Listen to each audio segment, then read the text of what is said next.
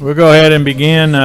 Welcome to this afternoon's agenda meeting. And going into the agenda meeting, we're just 2 days from Thanksgiving. So wish each and every one of you a happy and very safe Thanksgiving day and weekend.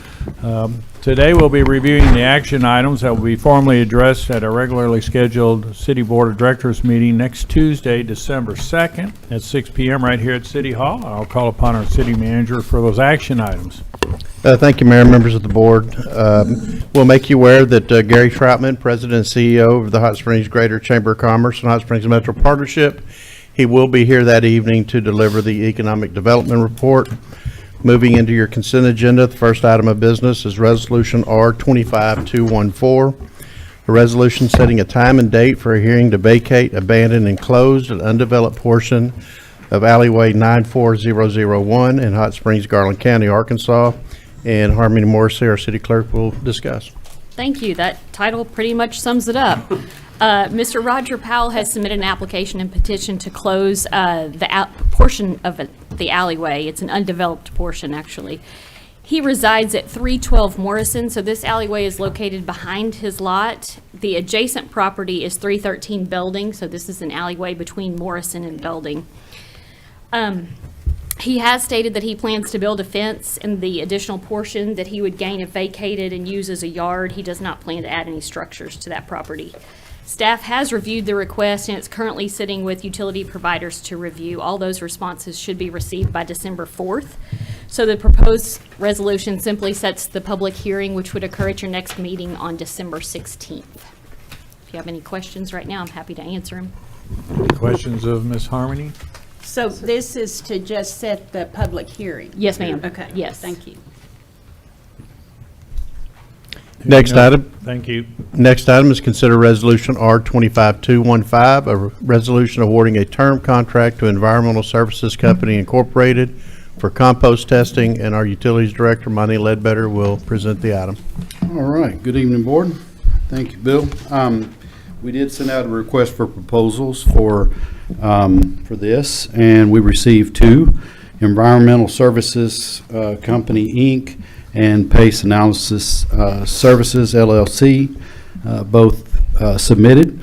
We did a rate and rank, and due to the fact that Environmental Services is located in Little Rock and can do all of the testing for us, we selected them. Pace said they could not do the fecal coliform testing or the salmonella testing, which are two of our biggest ones that we have to do.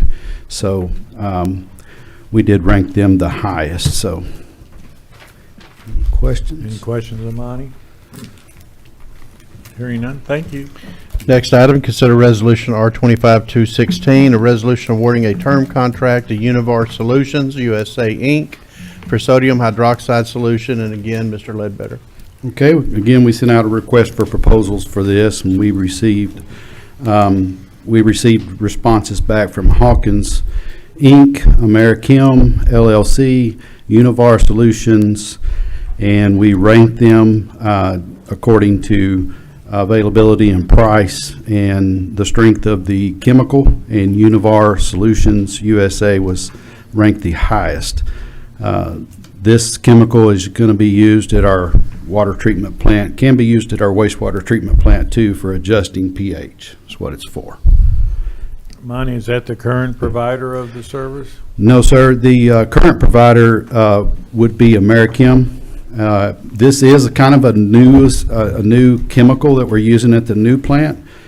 So it's going to replace lime, the bulk lime that we normally buy. Okay, thank you. Any questions? Director Trustee? Thank you, Mayor. Monty, term contract, 1-year term with renewable options? Yes, sir. It's I'm sorry. Thank you. Same thing on the previous one? 1-year term? On the previous one would be Yes. yes. It's the same thing. I'm sorry. Okay. I failed to mention that. Thank And you I for bringing that. forgot to ask, okay. Opportunity for 4 12-month extensions depending upon budget 4. approval. Right. Thank you. Any additional questions? Thank you. Next item is consider Resolution R-25217, a resolution approving the purchase of a new grinder engine from Vermeer Mid-South Incorporated pursuant to Arkansas Code Annotated 1458104.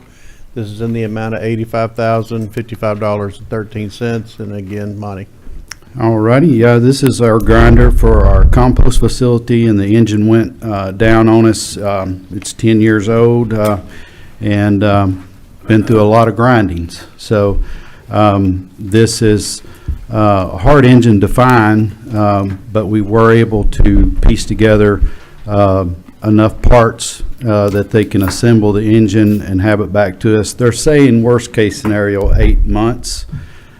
So in the meantime, we possibly might have to rent a grinder, and we've been checking on that too. But we did find one of those that's close enough by that they can deliver it within 2 weeks, and we can keep up with the grindings if we do that monthly. So, but the cost of this engine is $85,055.13, and that includes installation and everything. Staff is requesting that the Board of Directors designate Vermeer Mid-South Inc. as a sole source vendor. And they are the sole source, and there's a letter in your packet that states they are a sole source for this product. Any questions on this item? Hearing none. Thank you. Next item is consider resolution R-25-218, a resolution authorizing an interlocal agreement for animal control services between Garland County and the City of Hot Springs, and our city attorney, Brian Albright, will discuss. Thank you, Bill. Mayor, members of the board.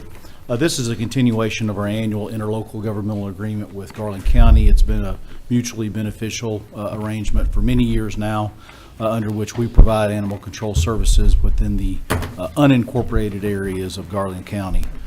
The terms of the agreement, as usual, call for a division of the budget that's allocated to Animal Services Division. The county will pay the annualized sum of $494,213. In addition, they provide a truck to be used in the fleet services for these services. They'll be paid in equal monthly installments throughout the term of the contract, which will end December 31st, 2026. Any questions for Brian? Director Garcia. Has there been any discussion of increasing the number of officers with animal control for the city and the county? We've had a number of complaints regarding lack of very speedy response when there are issues. And I've received from county residents that they cannot get if they come home from work and it's 5 o'clock and they have issues, that they can't get anyone to come out. I would have to defer to management for that. We have not had any of those discussions. I will talk to Chief Harvin about it, but typically after 5, 6 o'clock, it's going to be on an on-call basis. We don't staff in the evenings. But I did understand when there were issues after 5 that there is a response. There is a on call. Yeah, Yes. it'll be an on-call response. And depending on what it is, they may have to call the sheriff's department. In the county, and the same for the city, they would call the police. They have, yes.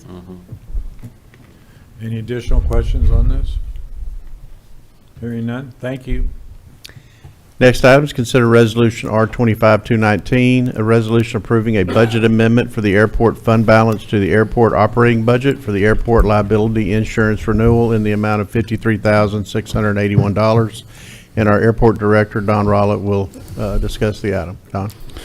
Good afternoon, ladies and gentlemen. Looking at the renewal for the airport liability insurance, the quote that we got this year is quite a bit more than what we had budgeted for the year. We've had a lot of market-driven increase, as well as a 20-year claim history review. And we did have a couple of incidents in 2024, which has increased our premium. almost double what we had. The total cost is $62,454, with an increase in our deductible going from $20,000 per incident to $100,000 per incident. Airport insurance is kind of a specialty item, so there's not a whole lot of leeway as far as the companies that will provide that insurance. We did do a liability risk assessment with the insurance company back in the summer, and some things were pointed out. We've made corrections on that to lower that risk that had been there for that. So this, we currently have $773 in our budget line for that. So we're requesting a transfer of $53,681 in order to cover that premium. In the past years also, the premium has been paid after the fact. It comes due in December for the following year. It's got off the budget track, so we're trying to get that paid in December this year with this transfer. So we're back in the sequence with the budget year on our premium. Any questions, Director Garcia? Thank you. So the total is, premium is $62,454, That's correct, ma'am. but we had a line item for $8,000?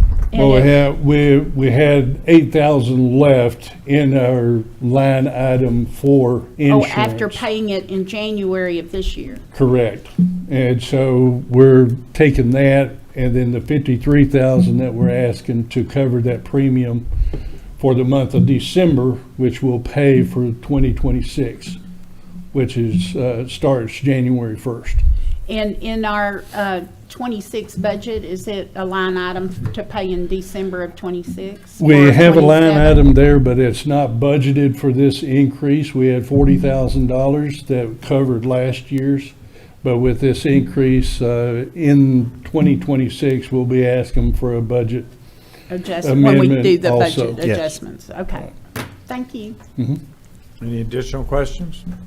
Hearing none, thank you. Next is consider resolution R25-220, a resolution approving a work order number 2502-456-1 to the master agreement for professional services between the City of Hot Springs and Garver LLC for professional services relating to improvements to taxiways E, H, and M at the Hot Springs Memorial Field Airport. This is in the amount of $119,600. And again, Don. So this $119,600, that's the administrative for Garver for planning and oversight, bidding, and administration of the project. These taxiways are considered secondary surfaces, and so they don't get the attention that they need all the time, because everything is prioritized for the primary. Since we're working on taxiway Alpha and the project is ongoing, and we've did some repairs to the main runway, we have an annual allocation for airport improvement program. And so we're looking to look at these secondary surfaces that service our secondary runway. And that would be milling, overlay of the main taxiway, and then restriping. That construction will be coming later. This is just the administrative part to get it going. There is no local impact either. 95% of this is funded by grant from FAA and 5% by our aeronautics division. Correct. Okay. Any questions? Hearing none, thank you. Thank you. Next item is consider resolution R25-221, a resolution awarding term contracts for certain Smith Blair parts to Core and Main LP, Ferguson's LLC doing business as Ferguson Waterworks, and then River Valley Wind Water Works Company. And again, Monty Ledbetter will discuss the item. All right, yes, we sent this invitation out for bid, and we had 4 responses, as Bill said. Core and Main, Ferguson Waterworks, River Valley Wind Water, and Office Wagon. I've never heard of the Office Wagon, and I looked them up. They're out of Florida, but the other three are in Arkansas, and we've done business with all three of these. So we recommend awarding the items 1 through 33 and 35 and through 45 and 48, 49, and 50. We recommend awarding those to Core and Main. And to Ferguson, we recommend items 46, 47, 51 through 66. And then on River Valley Windwater, we recommended items 34, 67, and 68. Any questions of Monty on this? Of course, all this detail is going to be in the packet, right? It's a big, thick. These were a line item bid, so that's why you're seeing different line items to Yeah, we different just vendors. simply awarded it to the lowest cost company. Any other questions? Director Webb? Yeah, thank you, Mayor. So, Mr. Monty, by having it as a line item bid, that essentially means, that explains why there's some variance in between who's getting what, is because on Right. that particular line, that company was coming in lower than the other three? Exactly. Okay. Thank you. Mhm. And you were saying that's going to be in our packet, Yes. those lines? If there's no other questions, thank you. Next item is an item of old business. It's Resolution R-25-124, a resolution declaring a certain structure located at 302 Lincoln Street a nuisance and condemning same pursuant to Title 17 of the Hot Springs Code. And I believe our city attorney and, I don't know who's going to cover that. I'll go with it. If someone has questions for James, they can ask. But this is a continuation of a condemnation action that the board has heard on a number of settings. It was originally continued so that Mr. Woodfork could get the estate closed and get the property in his name. That occurred. An order was issued by the Garland County Probate Court, and a deed was subsequently filed. He has title, which he then used to obtain a permit for rehabilitation of the structure. At the last meeting, the question was, will he actually go forward with the permit? Will he make the improvements? And so the board graciously tabled it again for him to be able to show some good faith in that area. It's my understanding that additional photographs have been taken, kind of a preliminary inspection, if you will, from the street. No work has been completed. And so the remaining action for the board to decide is whether or not to proceed with an affirmative vote on the condemnation while the permit is still open. He can continue to do work, or to vote no, in which the condemnation would then fail, and if it were brought back at a later date, it would start over again. So that's where we are. Any questions of Brian? For Director Garcia? clarification, there is a permit There is a permit. There was a permit when he last appeared before you. that he had just gotten He had that just gotten. morning. Right. And work has or has not been done? There's no work has been done that can be seen. Is the owner going to be at the meeting? I don't know. He was at the last one, and he knew of the, That he knows about this? he heard at the same time we did. Okay. Thank you. Any additional questions? Thank you. Next item is also an item off of old business. It's considered Resolution R-25-203, a resolution declaring a certain structure located at 211 Jackson Street a nuisance and condemning same pursuant to Title 17 of the Hot Springs Code.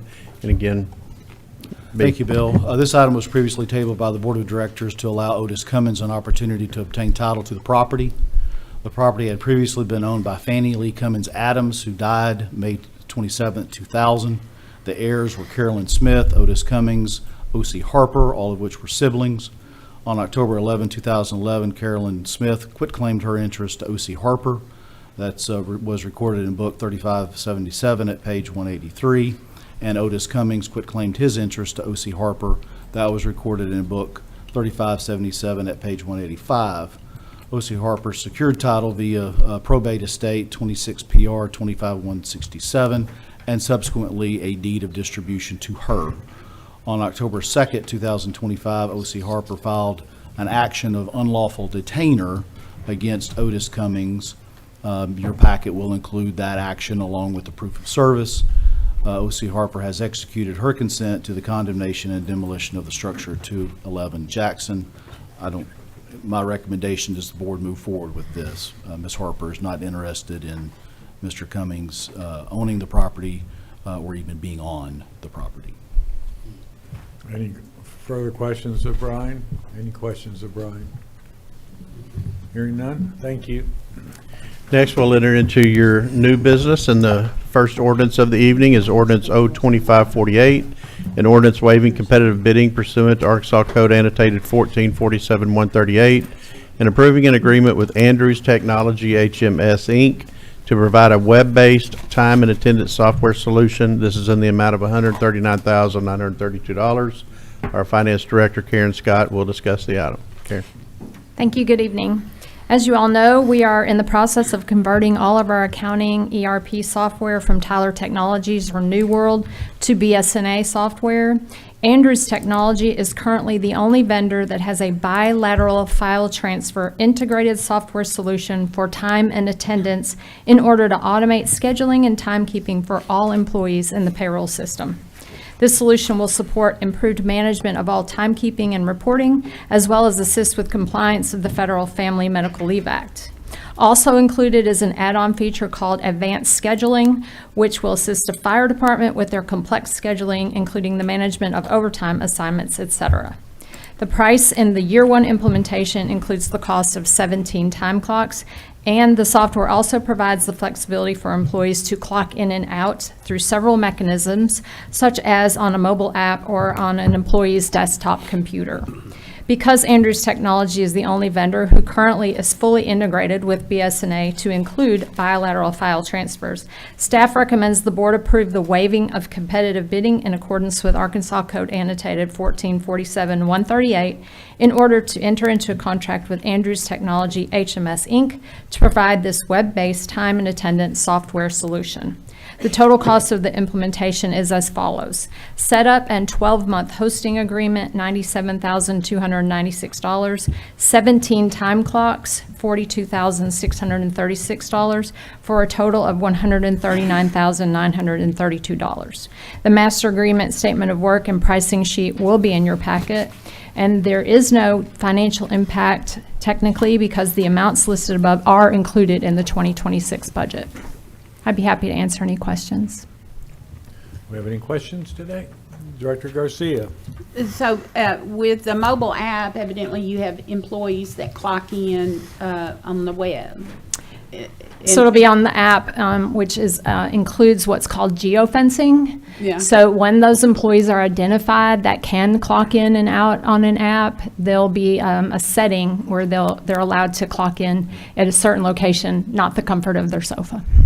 But does this allow for it to go to supervisor for approval before payroll? 100%.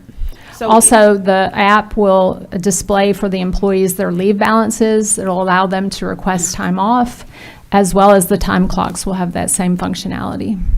But in the time clocks, that was 42,000. So if we had a PC that they clock in and out of web-based, would that work and save 42,000? Yes, so that was an estimate based on where I thought the time clocks would be most utilized, such as the wastewater plants, the water plants, parks, and so forth, mainly for employees who do not have access to a desktop computer. But that will be decided before we actually purchase them.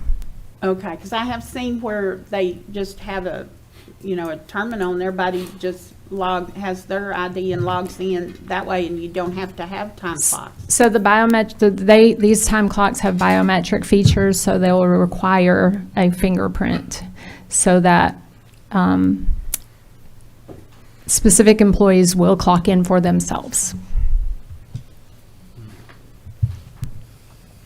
I mean, you can use your fingerprint on your phone, Right, so you could do that on a PC too. right. We've got several outbuildings where we have 3 in solid waste, maybe 4 in solid waste, that they don't have PCs to be able to use to do that. So that, I mean, they typically right now are just using a paper time clock. But going to this will let us have better management of those functions in those areas.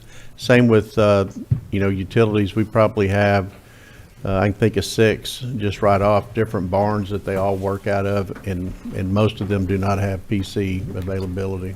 At that facility, there's not a PC, nor one could. I just thought, I mean, they could go in their, I guess they could go in their manager's office and each one of them do it from there, but other than that, we don't have just PCs out in the work field. Any additional you. questions? Thank you. Thank you. Next item is consider ordinance O-2549, an ordinance approving PD development plan and site plan and plan development major modifications to expand the existing Finish Line RV Park's footprint to include additional land to the east, relocate previously approved improvements, and to establish new uses for land generally located at 263 Golf Links Road and for other purposes, and our Planning and Development Director, Kathy Summan, will discuss. Thank you. Good afternoon. This ordinance does 3 things.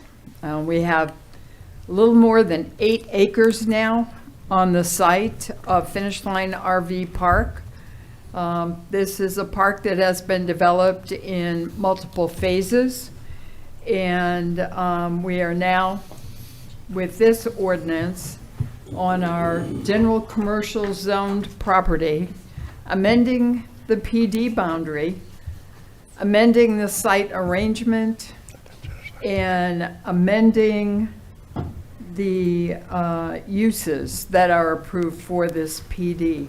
And remember, at our last meeting, there was a vacation of right-of-way on Cuca and Otsego Streets, and that right-of-way is now being incorporated into the PD itself.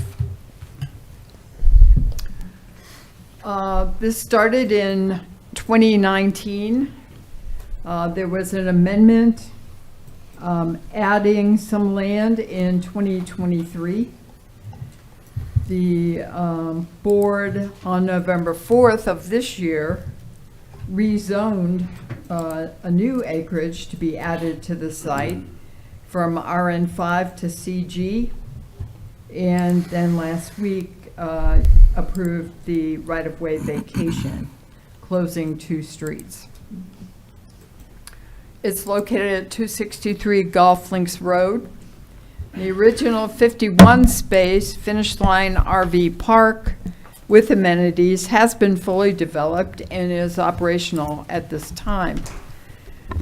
The amendment in 2023 added land to the park and approved construction of a clubhouse, swimming pool, parking lot, and food truck area that have yet to be developed. So this will be a major modification to that approval and brings us to a total now of just about 8 acres.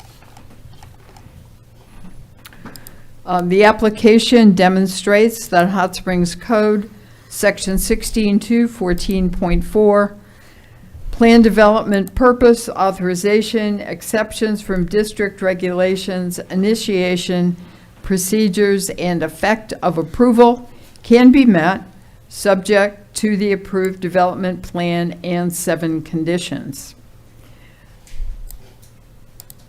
The Planning Commission held their meeting on November 13th of 2025 and voted 7-0 to recommend, first of all, to accept the findings and to recommend that the board adopt this ordinance in accordance with the procedures and standards of Hot Springs Code, Section 16.2, 14.4, approving application PD 25-140 for the Finish Line RV Park PD development plan and plan development major modification approvals to expand Finish Line RV Park's footprint to include additional land to the east, relocate previously approved improvements, and establish new uses with those 7 conditions. There was no testimony in opposition to the request at the November 13th meeting. Any questions of Ms. Selman? Director Webb?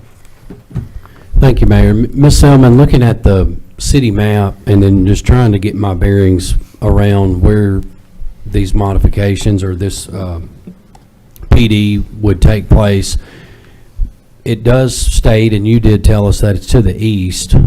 Would that east be with the borders Keuka, Pyron, Ostiego, and Windy Hill? Is it that whole like block section, or is it like the little sliver of land that's on the west side of Ostiego, but to the east of the existing camper slots? Okay, I did not bring my graphic, so And then there's some more land there, okay. on the In- northeast side. In this picture, the new lands are outlined in blue.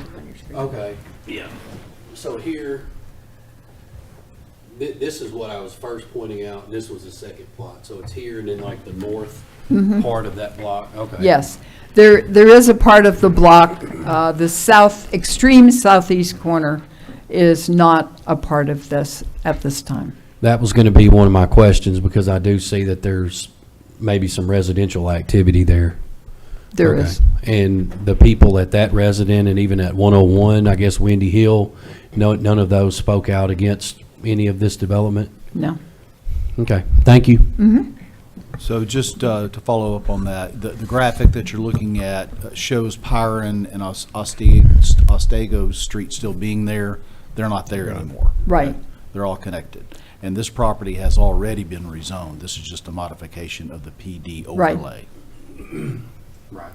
Solely a PD action. And one thing also to just note for the board, should your reading or some conversation with constituents come up regarding some of the structures that are being considered here, they might be viewed as STRs, because they probably are. But this is commercial property, not subject to the cap. Director Trustee? Yes, thank you, Mayor. Kathy, you said this was a major modification of improvements made in, or approved in 23? There was, in 23, additional land added to Okay. it. Okay. But not so much the improvements that were going to take place on that The, land? the improvements were approved, but not constructed. Okay.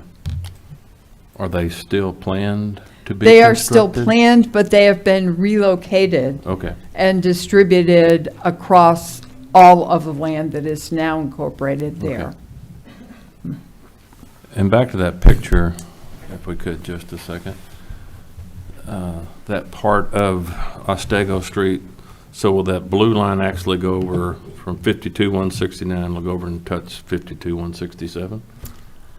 You can see the Because that- numbers. I That cannot. street's not there, so it's all That- one property now, That right? portion of the street, yes. Yeah, okay. Yes, only Yeah. that top portion. That top portion, right. So 52-169 is now contiguous to the rest of the property. Okay, very good. Any additional questions? Hearing none, thank you. Thank you. Your final ordinance of the evening is O 2550, an ordinance calling a special election in the city of Hot Springs, Arkansas on the question of compensation for the Hot Springs Board of Directors and prescribing other matters relating thereto. And again, our city attorney will discuss. Thank you, Bill. This is an issue that we've discussed briefly before. Arkansas Code Annotated, Section 14-47-114, Paragraph A, provides that the Board of Directors of any city with a city manager form of government may provide by ordinance for the compensation of board members. Arkansas Code Annotated, Section 1461-110, further provides that neither a director nor the mayor of the city shall receive any compensation for his services unless authorized by the voters of the city at a special or general election. Following such authorization, the Board of Directors by ordinance shall set such compensation pursuant to the provisions of Arkansas Constitution Amendment 56. The Board of Directors indicated last week that they agree that this is an issue that should be decided by the voters, and so the purpose of this ordinance is to refer this matter to the voters for an election to be held March 3rd. Title VII of the Arkansas Code annotated spells out the procedures by which that is to occur. Those are incorporated within your ordinance, calling a vote on the question of compensation for the members of the Board of Directors of the City of Hot Springs, Arkansas pursuant to Arkansas Code annotated Section 14-47-114 and Arkansas Code annotated Section 14-61-110. And so there will be a for or against that measure. If the election will be held as called on March the 3rd, publication of the results and all of that will be handled just like any other election. And should that be approved by the voters, then it would be the necessary authorization for the board to then set the compensation. Director Webb? Thank you, Mayor. So Brian, the item that's before us is to just determine if the ordinance should be on a ballot for March, right? That's And it correct. could be voted down at the next board meeting, could Yes. it not? Yes. Okay, and then if it's voted down, it would never come on the ballot for March, correct? So, yeah, in order for it to make the March 3rd ballot, you would have to take action by the 23rd of December. Your last scheduled meeting is the 16th. So Okay, thank you. there are 2 meetings between now and then. Director Trustee? Thank you, Mayor.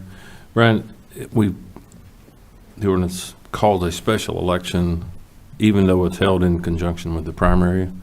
It's a special election for this For purpose. this issue. Okay, all right. Just want to be sure I read that yesterday. Thank you. Any additional questions? Hearing none? Mayor, finally, you do have scheduled for your December 2nd meeting an executive session to consider the annual evaluation of the city manager and the city attorney. With that, it concludes the business for your December 2nd Very meeting. good. Well, these action items will be formally addressed next Tuesday, December 2nd, right here at City Hall at 6 PM. We do have a work session immediately following, so if we can stay close to our chairs, we'll change over the technology and be ready to go. Thank you and have a wonderful Thanksgiving.